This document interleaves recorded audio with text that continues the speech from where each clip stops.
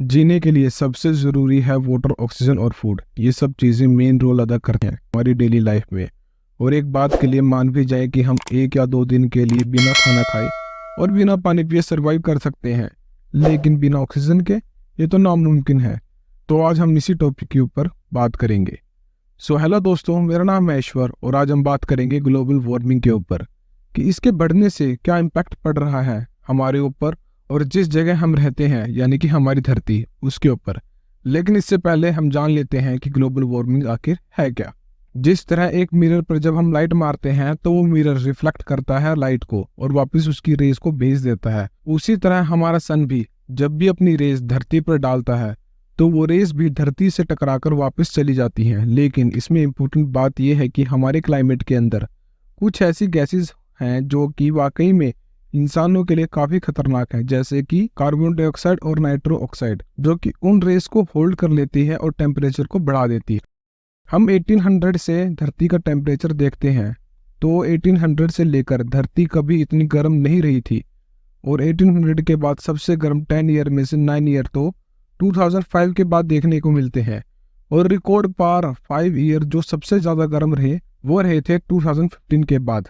बहुत सारे साइंटिस्टों की बात को ध्यान में रखते the inter government panel on climate change को बनाया, यानी कि आईपीसीसी को, जो कि 1988 में फॉर्म्ड हुई थी। और आईपीसीसी ने अपनी 6th रिपोर्ट पब्लिश करी 2021 में कि 1850 से लेकर 2019 तक एक एवरेज टेम्परेचर अर्थ का 1.9 फ़ारेनहाइट बढ़ा है, जो कि पहले 0.8 फ़ारेनहाइट था, लगभग 2 गुने से ज्यादा। और आईपीसीसी ने इसका रिस्पॉन्सिबल ह्यूमन को बोला है और उनकी एक्टिविटी को जो वो करते हैं। चलिए अब ग्लोबल वार्मिंग के बढ़ने के कोज के बारे में बात कर लेते हैं, आखिर इसके पीछे क्या कारण है। जब मैंने रिसर्च करी तो पाया कि हम इंसान पावर जनरेट करने के लिए काफ़ी इन्वायरमेंट को नुकसान पहुंचा रहे हैं। पावर सिटी और हीट को प्रोड्यूस करने के लिए हम फॉसिल फ्यूल को जलाने में एक इम्पोर्टेंट रोल अदा करते हैं और आज भी ज़्यादा इलेक्ट्रिसिटी कोयल, ऑयल और गैस जलाकर ही हमें मिलती है, जिसकी वजह से इन्वायरमेंट में कार्बन डाइऑक्साइड और नाइट्रो ऑक्साइड पैदा हो रहा है। आज हर एक इंसान चाहता है कि उसका भी एक घर हो, चाहे हो छोटा ही लेकिन हो। लेकिन उसको बनाने में जो चीज़ यूज होती है, जैसे कि सीमेंट, लोहा, प्लास्टिक या इलेक्ट्रॉनिक्स की कोई भी चीज़ें, इन सब चीज़ों को बनाने के लिए ज़रूरत होती है फैक्ट्री की, जहाँ पर फॉसिल फ्यूल को जलाया जाता है इलेक्ट्रिसिटी जनरेट करने के लिए प्लांट में। और ऊपर से ये सब चीज़ें बनाई जाती है जैसे कि सीमेंट, प्लास्टिक, और उनमें यूज होते हैं केमिकल, जो कि ग्लोबल वार्मिंग को बढ़ाने में एक अहम रोल अदा करते हैं। नो डाउट ये सब चीज़ें हमारे लिए काफ़ी ज़रूरी हैं, लेकिन इसे हमारी अर्थ के क्लाइमेट पर काफ़ी असर पड़ता है। ये इंडस्ट्रीज जो कि ग्रीन हाउस गैसेस को अपनी फैक्ट्रीज से छोड़ती हैं, जिसके कारण ग्रीन हाउस इफेक्ट में एक इम्पोर्टेंट रोल नज़र आने लग जाता है। और इसमें ही जो हम इंसान अपनी पॉपुलेशन को बढ़ा रहे हैं, उसके लिए हमें चाहिए एक ज़मीन जो कि मिलती है हमें फॉरेस्ट को काट कर। हालांकि अब सरकार ने फॉरेस्ट की कटाई पर रोक लगा दी है, लेकिन आज भी कहीं जगह पर फॉरेस्ट काटे जाते हैं। हर साल 12 मिलियन जंगलों को खत्म कर दिया जाता है और जंगल को हम काटते हैं तो जंगल के कारण जो हम ग्लोबल वार्मिंग को कम कर सकते हैं उसकी पावर बहुत अधिक कम हो जाती है, जिसकी वजह से टेम्परेचर बढ़ता है। अब हर कोई न्यू टेक्नोलॉजी का फायदा उठाना चाहता है। आज हम में से हर कोई इंसान अपनी सुख सुविधा के बारे में सोचता है। अब देख लीजिए, गर्मियों के दिनों में एसी या रेफ्रिजरेटर की कितनी ज़रूरत होती है, लेकिन आपको मालूम है ये हमारे क्लाइमेट के टेम्परेचर को बढ़ाने में कितना इंपॉर्टेंट रोल अदा करते हैं। हालांकि आप में से 98% लोगों को मालूम होगा, लेकिन इसके लिए हम क्या कर रहे हैं? कुछ नहीं, बस एसी की ठंडी ठंडी हवा का आनंद लेते हैं, लेकिन बाहर क्या हो रहा है उससे हमें कोई फर्क नहीं पड़ता। अब थोड़ा जान लेते हैं कि क्लाइमेट चेंज से या ग्लोबल वार्मिंग से क्या इम्पैक्ट पड़ रहा है। लाइफ साइंस का ये आर्टिकल देखिए कि किस तरह सी लेवल बढ़ने की वजह से सिटी विलुप्त हो, सी का लेवल लगातार बढ़ रहा है। 20th सेंचुरी तक सी लेवल 1.4 मिलीलीटर बढ़ रहा था, लेकिन 2006 से 2015 तक इसकी बढ़ने की स्पीड काफ़ी तेज़ हो गई है। इस दौरान ये सी का लेवल 3.6 मिलीलीटर बढ़ा है।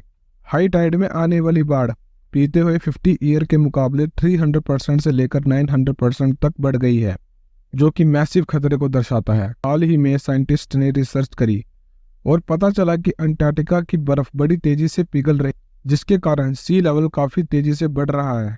और अगर ऐसे ही चलता रहा तो सी का लेवल 200 फीट तक बढ़ जाएगा, जो कि कोस्टल रेंज के लोगों के लिए काफ़ी जोखिम भरा हो सकता है। यह यूँ कह सकता है कि कोस्टल एरिया डूब भी सकते हैं। इसको एक छोटे से एग्जाम्पल से हम देखते हैं। ये जो आप तस्वीर देख रहे हैं ये है पेडरसन ग्लेशियर की, जो कि 1917 में इसकी तस्वीर ली गई थी। तब ये ग्लेशियर पूरी तरह से बर्फ की चादर से घिरा हुआ था। और अब ये जो तस्वीर आप देख रहे हैं ये है 2005 की, ये उसी ग्लेशियर की है। देखिए कितना अंतर आ चुका है। अब आपको शायद मालूम चल गया होगा कि ग्लोबल वार्मिंग के कारण कितना खतरा बढ़ गया है। आपको क्या ये मालूम है जो कैरेबियन कंट्रीज हैं जैसे कि सेंट किट्स एंड नेविस, ये मेजर कंट्रीज पिछले 1961 से लेकर 90 स्क्वायर किलोमीटर तक सिकुड़ गई है, जो कि काफ़ी गंभीर बात है।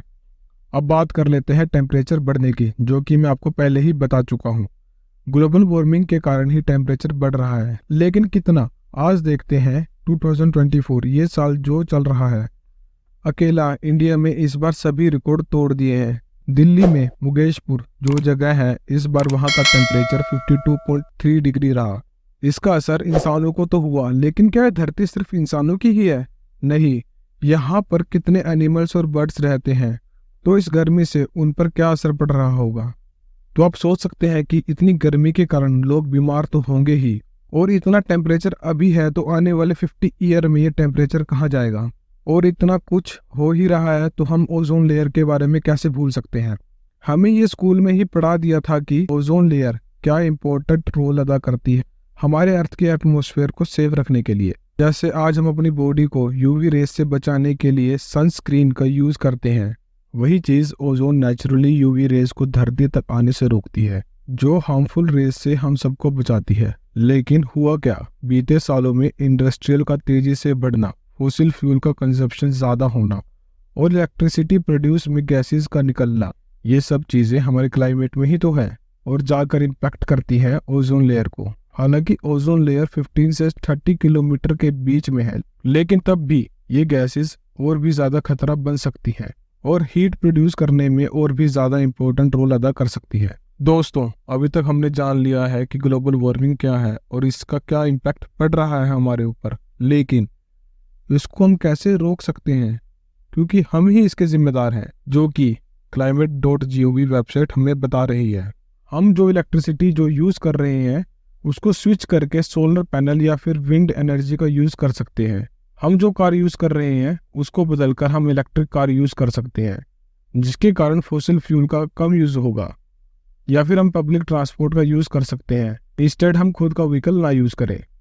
अगर हो सके तो प्लांट्स को लगाने में एक इम्पोर्टेंट स्टेप आगे बढ़ सकते हैं। और हो सके तो गवर्नमेंट जो इनिशिएटिव ले रही है, जिसके लिए इंडिया गवर्नमेंट ने टारगेट लिया है कि जीरो एमिशन 2070 तक हम हासिल कर सकते हैं, यानी कि कार्बन डाइऑक्साइड और दूसरी हार्मफुल गैसेस जो कि फॉसिल फ्यूल बर्न करने से पैदा हो रही हैं या फिर ह्यूमन एक्टिविटीज से निकल रही हैं, वो तब तक पूरी तरह से खत्म कर दी जाएगी, जो कि काफी बड़ा स्टेप है। अगर आपको ये वीडियो पसंद आती है तो please hit the bell icon, subscribe the channel and like and share it.